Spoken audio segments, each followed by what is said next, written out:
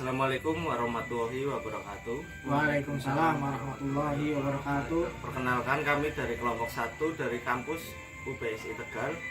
Dengan saya Rizky Haji Pangestu, Dan saya Salman Al-Farisi. Dan saya Aldo Andrianto. dan teman saya ada Khairu Ibadi Rahman dan Dandi Eka Prastia. Kami akan mempresentasikan sebuah materi, yaitu pacaran dalam pandangan Islam. Dan pada dasarnya segala macam muamalah diperbolehkan kecuali ada dalil yang melanggarnya. Begitu pula dengan pacaran. Pada dasarnya pacaran sebagai sebuah bentuk sosialisasi dibolehkan selama tidak menjurus pada tindakan yang jelas-jelas dilarang oleh syara, yaitu pacaran yang dapat mendekatkan para pelakunya pada perzinahan. Demikian dijelaskan pada surat Al-Isra ayat 32 yang menerangkan, dan janganlah kamu mendekati zina, sesungguhnya zina itu adalah suatu perbuatan yang keji dan suatu jalan yang buruk. Hal ini sangat sinkron dengan hadis Rasulullah Sallallahu Alaihi Wasallam yang seolah menjelaskan model tindakan yang dapat mendekatkan seseorang dalam perzinahan. Dari Ibnu Abbas, ia berkata, aku mendengar Rasulullah Sallallahu Alaihi Wasallam berkhutbah. Ia berkata, jangan sekali-kali seorang lelaki berkhalwat dengan seseorang perempuan kecuali beserta ada mahramnya, dan janganlah seseorang perempuan melakukan musafir kecuali beserta ada mahramnya. Muttafaq alaihi. Rasulullah SAW secara tidak langsung telah memberikan rambu-rambu kepada umatnya mengenai model hubungan laki-laki dan perempuan yang terlarang.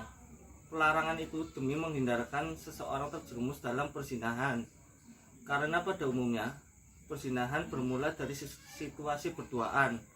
Demikianlah dasar hukum dilarangnya pacaran. Jika yang dimaksud dengan pacaran itu adalah pergaulan bebas antara laki-laki dan perempuan. Bersuka pacaran itu adalah bersuka-sukaan mencapai apa yang disenangi mereka, sebagaimana yang terdapat dalam Kamus Besar Bahasa Indonesia karya Purwodarminto. Akan tetapi berbeda hukumnya jika yang dimaksud dengan pacaran adalah upaya saling mengenal, menjejaki kemungkinan untuk menjalin pernikahan dalam momentum khitbah melamar, karena sesungguhnya hal itu sama seperti mendukung anjuran Rasulullah SAW terhadap generasi muda muslim. Selanjutnya akan dijelaskan oleh Salman Al-Farisi.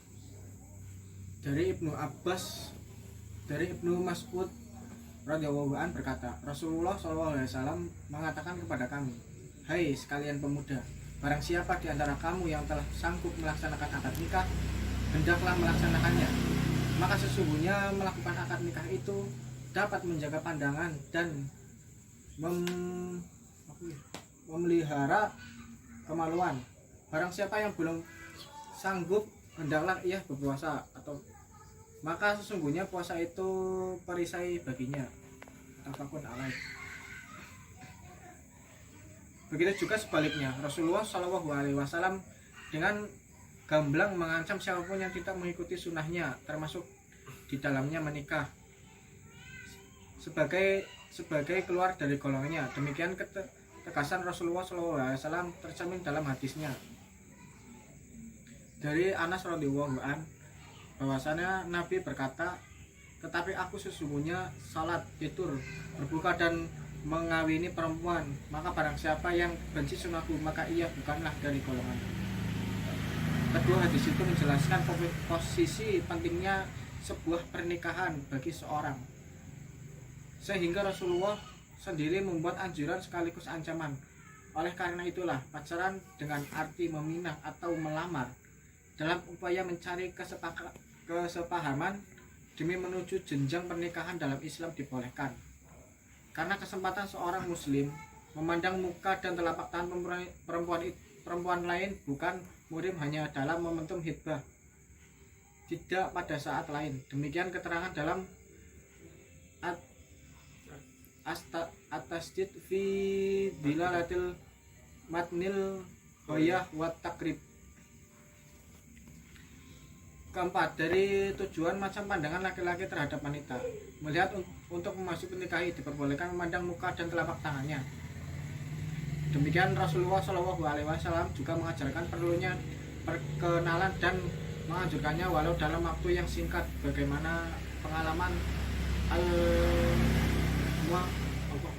Muhrib bin Subah ketika meminang seorang perempuan, maka Rasulullah SAW berkomentar kepadanya. Lanjutkan oleh Rasulullah. Lihatlah dia wanita itu, sesungguhnya melihat itu lebih pantas dilakukan untuk dijadikan lauknya cinta untuk kalian berdua. Oleh karena itu, segala macam bentuk pacaran tidak dapat dibenarkan kecuali jika pacaran yang bermakna. Khitbah yang membolehkan seorang lelaki hanya memandang muka telapak tangan perempuan, tidak lebih, artinya tidak melebihi dari muka dan telapak tangan, tidak melebihi saat khitbah, dan juga tidak melebihi dari memandang itu sendiri. Demikianlah presentasi dari kelompok kami. Atas perhatiannya, terima kasih. Wassalamualaikum warahmatullahi wabarakatuh. Waalaikumsalam warahmatullahi wabarakatuh. Dan secara umum